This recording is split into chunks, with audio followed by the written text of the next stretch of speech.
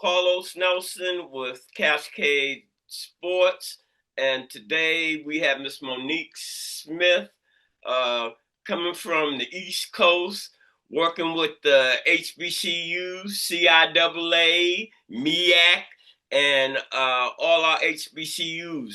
Monique, welcome to Cascade Sports. The floor is yours, and I want you to go back to kindergarten. Before we get into anything deep, let our audience know who you are, where you come from, and a little background on yourself. Well, we never had kindergarten, okay? So let's just start there. I'm from Sussex County, Virginia, Waverly, Virginia. I not sure. I was in the early 70s and we did not have kindergarten. We might have had a couple of weeks of a summer program, and I do remember that. But both my parents were school teachers. So I really couldn't act like a regular student. Everybody was uncle and aunt. So I came out of Sussex County in 1986, but I was blessed that, again, from these uncles and aunts, a couple of these uncles were coaches. And one of them was very close to my father, and he said, um, and it's another thing, my nickname is Tony. All right, my name is Monique Antoinette Jones, and I'm married to Smith. So he said, can let Tony keep the scorebook for me. And my father was like, no, she's not traveling. She's not. He said, I'm going to protect her, Winston. So this Coach Joyner was the science teacher, and my father was the English teacher. And so they had a conversation, and Ralph Joyner uh, started me on my way. So I started keeping scores in the eighth grade. I always like to tell stories. And so I believe that because we were a county that you didn't have a real neighborhood, sports brought us all together. And so that's where, as an SGA president, as a person who always wanted to speak truth to power, sports was a way about doing that. So my English teacher in my junior year said to me, you need to major in PR. So I went to Hampton University and majored in PR, but it was only one class. Didn't know that until later on after being in school for like a year. But I learned television, I learned newspaper, I knew how to edit, all of that. And then my sophomore year, I did an internship with the CIAA in PR, which was kind of doing what I had done in high school, which was keep the stats, upload it from all the different schools, pick the coach of the week and the player of the week. And it just so happens the year I interned, um, and this would make you happy. Leon, I mean not well, Leon Bay did win too, but Coach Dean, he won the CIAA championship, and so he actually did his student teaching in Sussex, and he knew my father. I didn't know him, and he was like, Winston Jones. And I was like, yes, sir. He said, I know your daddy. So I could never escape those uncles and aunts. You know what I'm saying? So here I am at the CIAA. He said, come on into the locker room. I was like, so I have been blessed, and I mentioned some other people. I was blessed to be like the first female sports information director at for the CIAA, full-time woman SID for the CIAA. And then in '92, I was named the first female SID of the year. And that's Monique, because I they had to let, they keep. let you pick the player of the week and the game of Yeah, the week. yeah, that's what I did as a sophomore. Yeah, So that's I'm now I call it. 57. That's the thing. It's not so much that you picked them, but you was young Yeah, doing yeah. that. So the internship was me and three other guys. And I knew my stuff, but they were trying to dumb me down. You know what he said? Who do you think you are, Howard Cosell? And I was like, as y'all here playing with the Nerf ball, I'm over here doing the work. And so I'm the only one who actually got into the business. You know Monique, what I you mean? done brought up a ghost from the past, Howard Cosell. If they put you in his category, you rolling, sister. Yeah. I didn't know a book I just started last night was Jane Kennedy. Her book just came out. What's the theme? What's going on? What Jane Kennedy? Yeah, what She's with her telling her book? What is she she, talking about? she wants to tell her own narrative. Because all you think is that I'm a model and I'm a pretty face. How did I get here? The And backstory. yeah, but I tell you, one of the things she starts off with, which is a hit to the gut, especially to the community. She talks about how Leon Kennedy comes to her house after being divorced for 8 years and talking to you. Only you and I will probably know this. The young people won't. You gotta go look this up. He says the tape is out. Mm, Right. And so, but I she remember. stops, yeah, she stops there and then she goes back to her youth. But that was one of the painful moments of her life. And it's just kind of like, in my mind, because again, she was my role model. I wanted to be her. She covered football. I wanted to be her for basketball. So I actually would practice. So Tony Massenberg and I went to high school together. So he went to Maryland with Lefty Driesell. He was a freshman with Lynn Bias, was a senior. And even in high school, I would write my own story and then wait for the newspaper to come out to see my comparisons of how I told the story. And this was in high school. So I did the same thing, in college, analyzing the game, telling the story. I really believe human interest stories would get butts in the seats. Like tomorrow, my husband and I are going to see Michael Vick coach. Norfolk Oh State man, I versus wish I could be there. versus Virginia State.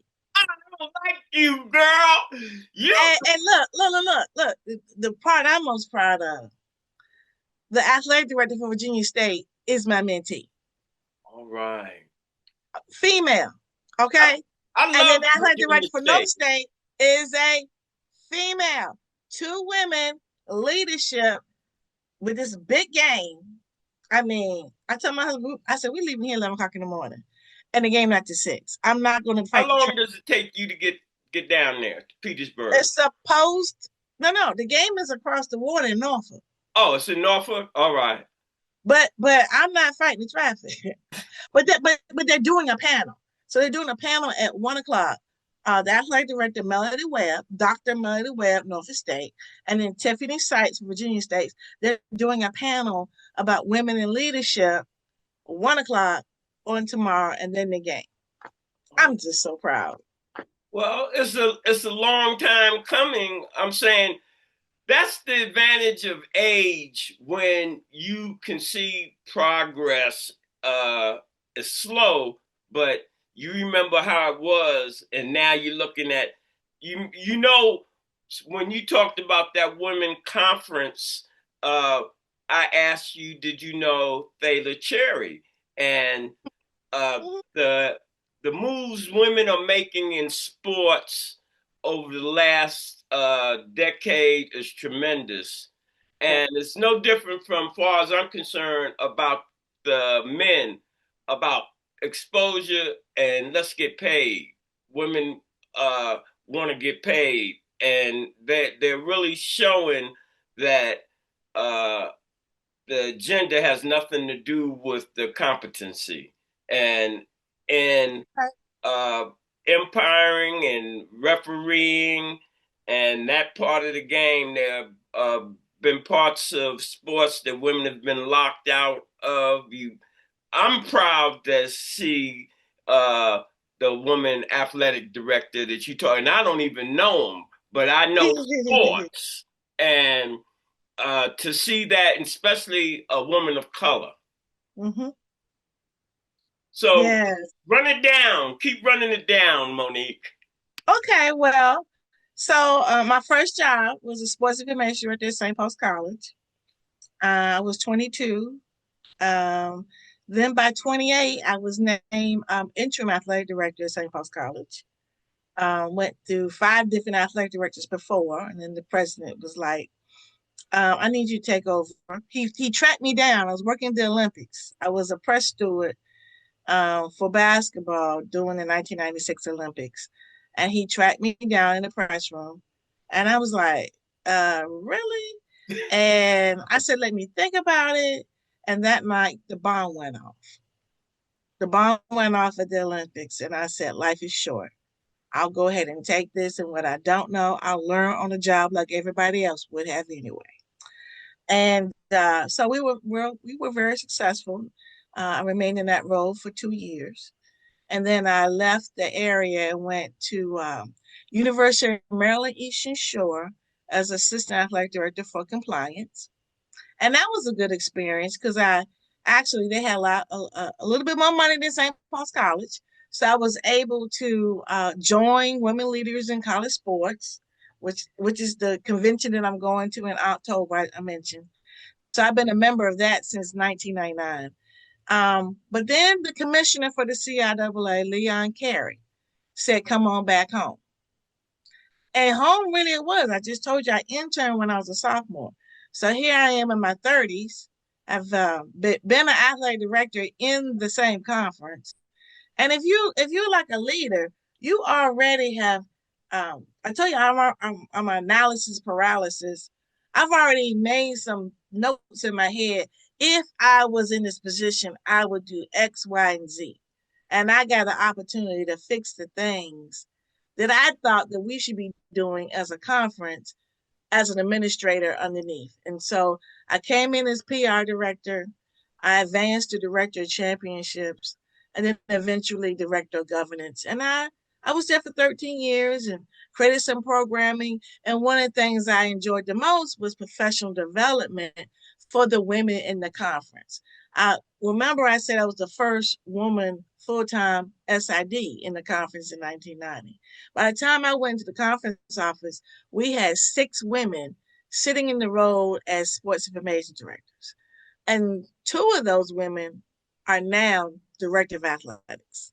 And so increasing the pipeline, showing opportunities, that's what I enjoyed the most. So after I left the CIAA, I became a consultant. And again, this is not just for HBCUs. I'm a consultant for athletic departments um, and individuals who wish to advance athletic administration. And so I do executive coaching, I do group coaching, I have a podcast I've had for 12 years, I have a magazine that the 10th issue is in production right now. All of this is to provide resources to increase the pipeline of Black women in athletic administration and sports management careers. Because now I got young people on the professional side. So I actually teach at Hampton University. I'm an adjunct. I teach sports management courses. And I've got a couple of young ladies on the professional side. And now I don't just say collegiate now. That's what I wanted to break in on you, but about the young ladies now, and I wanted to ask you over the last decade, uh, have you had some exceptional mentorees? Oh my gosh. Well, one I just Run mentioned. their names down. Give them some. Oh, Jesus. Give them Okay. some plugs.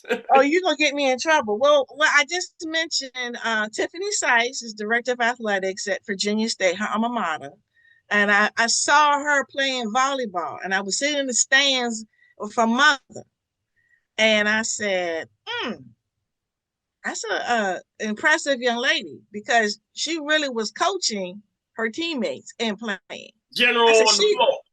yeah, no doubt, no doubt, a true leader as a freshman." So I had my eye on her all that time.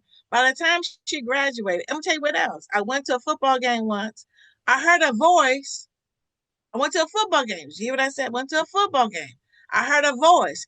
She did PA for the football game. Mm.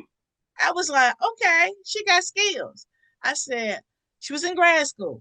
I said, your parents are going to kill me, but everybody is going to go have a grad degree, but you need some experience at the same time. You can still go to grad school, Virginia State, but I'm going to get you this job at St. Paul's College as sports information director. That's how it all started. So I am most proud about her.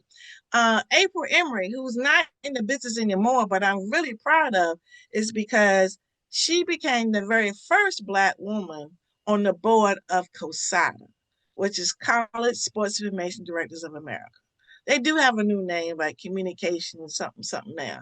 But the fact that I would go to the convention, I saw no women at the head table, and my student becomes on the board. Okay, so that's just from the sports information side. Um, just recently, I'm really proud. One of my folks, just one of my clients, she just went off to. Her name is Tanera Rounds. She was a volleyball coach. She came to me because she was no longer be a volleyball coach, and they had put her in as a coach over academic teams, which is like esports and Honda awards and stuff. And I said, you a coach, period. It doesn't make a difference what you coaching. She did so well. Let me tell you, people were asking her, how can we start programs at our place? And that's just recently, that's recently. One of my students from Hampton University got her ring on the first try out. She went out to Woo! be PR person for Golden State Warriors. Got a ring on the first job. And then she went to the Lakers, and now she took her talents to the WNBA. And so and it just warms your Remember heart. Curtis Simon? Yeah, I interned at BET when Curtis Simon was at BET. Curtis Simon was my classmate. His mother, I went to when I left Virginia State, I went to Central State in Okay. West Ohio. His mother was my dance teacher. I was a phys ed major. He was an underclassman. Oh And wow. I don't know whether you know, I used to live in Laurel, Maryland before I came here. Oh no. Yeah, and Lefty broke my heart the night Len Bias died. Yeah. It Uh, shocked the world. yeah, you mentioned him, and I told you that I had just interviewed 2 days ago Terry Nuna. He coached at he was assistant coach at Maryland, Oh assistant wow. coach at Texas. He was assistant coach at Kansas KU, uh, and he I think left. I remember him. Yeah, and he went back to KU, coached at Alabama, coming up through the ranks. And I told you, I was so proud. He sat next to my daughter in high school. And when you see these young kids come up, and and then he coached with Tyronn Lue at Cleveland. Mm. Because in high school, Tyronn used to live with them. You know how it was back in the day, extended family. Oh yes, no doubt, no doubt. So yeah, I interned with BET after I interned with CIAA because BET televised the CIAA, and again I was an intern, so they had us throwing out towels, out throwing out BET towels. So the towels came from promotion, right? Not the sports side. So after I finished passing out the towels, I went to Sharon Strange. I said, Sharon, I said, do you have any internships for this summer? And she says, yes, but they're non-paid. I said, fine, because the summer before, I was go live with my aunt, and I worked at the Pentagon as a summer hire. So I had to ask the Pentagon would they release me for at least 2 days so I could intern with BET for 2 days and go work at the Pentagon for three. So I lived in Northwest, right behind the zoo. All right. So what projects are you working on right now, and what do you see for 2025 uh, in this area of HBCU sports? Well, like I mentioned, I have my full-time work out of 35 years has been at HBCU. But now as a consultant, I don't just concentrate on HBCUs. Now, Black women who work at other institutions. So one of my clients is an athletic director at a junior college in Kansas. You see what I'm saying? Which But college? Do you know which one? yeah, I just didn't say what it Oh, was. But yeah, yeah, yeah, yeah. I She want to was a have them on the show. oh man, I give you a list. I got you That's what. straight. Hold it. After this, that's what I plan to do. Oh yeah, yeah, yeah. She's a very good. I put people on podcasts all the time because that's what I do. I believe exposure equals to elevation, no doubt. So yes, her name is Courtney Pruitt. She coached in the SWAC, and now she's been athletic director for 4 years. So she is my executive coaching client, and I've been to her place and done a staff retreat for her. But it's beautiful because I can see her evolution. First thing I do is Growth mindset is work. something else, isn't it? So, That growth when oh yeah, when you yeah, yeah, when yeah, you yeah. looking at it, I just smile sometimes. I be by myself thinking about an individual from where they when I met them, where they're at. Well, the thing is that you got to be willing to be uncomfortable. I mean, growth is quite painful. It is, and so, but when you trust somebody who's been through it, that can guide you. That's the part I like. But the longer you try to resist the growth, the more painful it's going to be for you. And that's why I do group coaching, because sometimes it's community. When you can see somebody else has gone through it, then you can go like, okay, guide me through. And then sometimes things are so sensitive that you just want to do have executive coaching. So when you ask, what am I working on? I did just lose my mother in June, but I had been planning to use my home where I grew up as a place to have retreats. And so I'm glad to say, and my father already named our home. It's 40 acres. We rent out the farmland and we have trees. And I can have a softball game in the front and a softball game in the back. So it's that large. He called it Quail's Way because my father was a bird dog hunter. He hunted quail. And so for me, my piece is this for the busy athletic administrator who wants to get away to find their way. And so my one of my clients, she came down from Raleigh on Sunday, and we spent an intense about 3 hours of going to her next and looking at her leadership and giving her tools. So the key is I'm giving you tools. I do an assessment, and then I give you tools for you to be able to use at least throughout the years. And it's like planting seeds because you don't know what's going to take root. So that's one thing. And the other thing I'm working on, this is the ninth issue of Significance in Athletic and Sports. The 10th issue is in production right now. Now, this doesn't necessarily cover the career path, it covers the expertise. So if you have an area that you're deficiency in, you go like, I need to hire so and so, or I need to hire this consultant. So for instance, How many a young pages you lady, got there, Monique? Ma, How many pages you got there? how many pages? Let's see, that's a good question. It's usually like 36 because my Oh, designer does it. yeah. Well, that's pretty hefty. Yeah, For oh, oh, that's nice. thank you. So this is an athletic director at an NAIA institution in Kansas, Ottawa. All right. All right.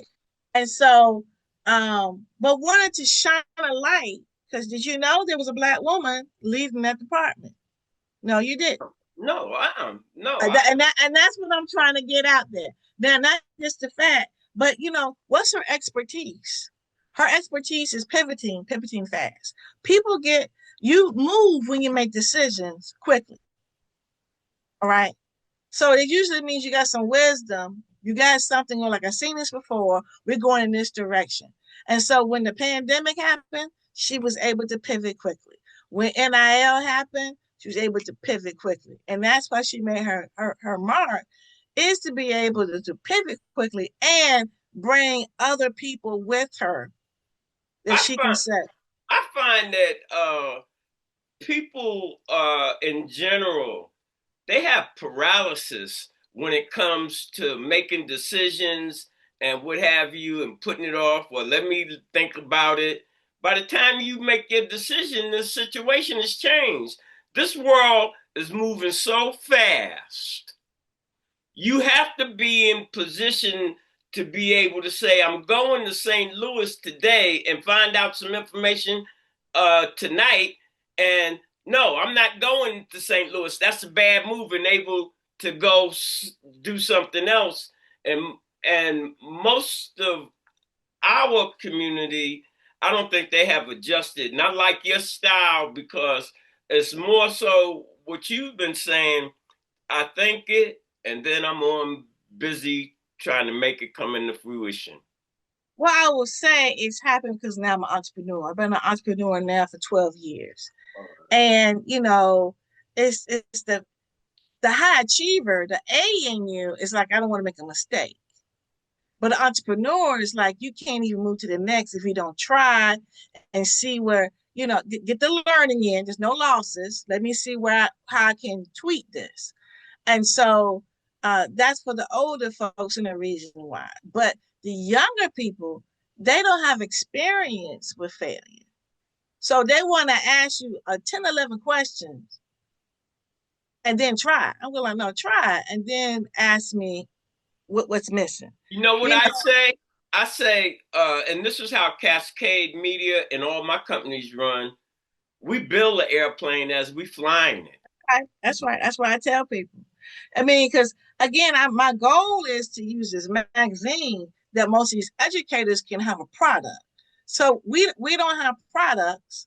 So therefore, if you ask somebody to speak and you don't have money to pay them, I say, ask them, can you have a vendor space? All right. And you sell the magazine, and then you can make the money that would for your speaking. Hopefully you would have spoken first. And then you got a crowd lined up to get to take you home with them. So that's the key. Because after you speak with somebody, it goes off into the air. But if you put down your framework, so the key here, she puts down her framework of how she pivots. Mm-hmm. So that you can learn from her. You see? Well, see, a lot of people believe in keeping the information. I'm one that feels that I'm a purveyor of information. They be like, Nelson, you be giving away, and I'm like, what's for you is going to be for you, and I can tell you everything how I became successful. That doesn't mean that you're going to be able to follow that same track. You've got to, first of all, want to do it, whatever That's it right. is. And it always goes better if you've had a mentor or someone that's already went down that trail. A lot of people don't understand that. Exactly. And they think, so I just told somebody last night, I said, there's a price for my advice. I charge for that. And you just be honest. When you invest in it, you value it. You will actually use it. I'm gonna take you to one of my mentors' place when you come here, Mr. Gates Barbecue. Oh, man, I love that place. I've been He there. was like my daddy to an extent. Wow. I don't know whether you know this. I used to own the second largest black general contracting company in Kansas City, Oh, and wow. he would let me do some of his places, and he sat on the parks. He was chairman of Parks and Rec, and Ooh, I didn't know. when I'm you know, but we're gonna really hook up. How long are you just gonna be here for that convention? And you're gonna be here for another extra day or so? Oh, no, I'm going to be there from Sunday to Tuesday. All right, Sunday to Tuesday. you definitely. But You got plans to come here for World Cup? no, I'm only going there for my clients that are being recognized. Let me tell you this. Now, this is something. Okay, I need you to push this. Okay. And she didn't pay me for this, but this is what I am pushing. All right. Have you heard of this book? Hold it up. No, but What? no, but we getting ready to push it. That's all right. Marion Washington for University of Kansas. Hey, you just hit the donkey on the tail, because on our What's Up Worldwide and What's Up Kansas City platform, every month we have a book of the month. And Hey, that's going to be our book of the month. When we get off, that's going to be our book of the month. I've been so busy, I hadn't been well, able to do that. now I read this book. I was shocked that she was also okay. Back up. She was a women's basketball coach for University of Kansas. All right, back in the day, in the 70s. Okay, but she also was the very first woman athletic administrator for University of Kansas Jayhawks. Man, she created the women's program. But you know, the reason why they don't know or recognize it is because it was for the NCAA. She was doing this in AIAW. All All right. right. And so this book, I was just like, oh no. So we trying to get an event for her at the convention. So that I mean the convention is about administrators, not necessarily coaches, but this is history, right? This is history. And she lives in Kansas City. So well, Lawrence probably. But Right. yeah, so I'm pushing this because I met the co-author, Vicky uh uh Friedman, and I said everything I got, I'm gonna try to because I, it can't be forgotten. It just cannot be forgotten. It's just not. But let me ask you this: so, did you know anybody that worked for the NCAA that lived in Kansas? Now, I probably know a lot of people, but I don't know Well, them where they work per se in sports. If they in sports in this area, they know me and I know them. But I know so many people. I well, the reason names. I said that is because a guy that was high up in the NCAA, he would always come to the CIAA and he would bring us Gates barbecue sauce. I'm sending you some when we get off. You ain't got to worry about Oh already. wow. You already hooked up, sister. You just don't know it. Oh wow, man. I would just man. Um but he used to be I think he just retired. He was the executive director. Okay, I'm gonna give you a list of people to be on your podcast. I mean, I got a list of people because All you're right, gonna when we love get him. off, this is what I want to do before we And close. write this down. Okay. I want you to talk to upcoming freshmen in college that play sports. Give them some advice. Okay. All right. So you need to see yourself as a brand now. Okay. You don't wait for to play for somebody to notice you. You're already a brand. And you know, you want to go to the league to make money, you want to go do so and so make money. You can make money now. If you are a star athlete in college or in high school, because if wherever you live, the state says you can have an NIL deal. You can get your high school coach to have the clinic and put your name on it. They run the clinic. You come by, you smile, shake hands. You have made it. You have made an NIL deal based on your name, image, and likeness. That's the simplest thing. And I tell college kids, you need to go back home and do it because people at home are No, gonna love on you. You know, but you all sit here waiting for people to like your Instagram, things to fall into your lap, and waiting for the coach to do it, administrator to do it. If it's to be, it's to be you to do it. Okay. And I mean, honestly, most athletes, and I'm married to a former athlete, they're waiting for somebody else to do it for them.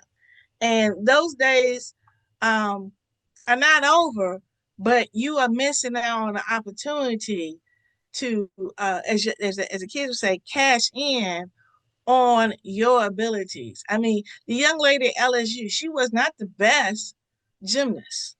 She wasn't the best gymnast at LSU, but she had the most money coming in because she had somebody, you know, in her family that was promoting her on social media. And honestly, whatever product you're using, like I'm looking at you, do you cut your own hair? You know what I'm saying? You know, so then when you're in the public, you're promoting the barber who does your hair. You see what I'm saying? And so, that's simple.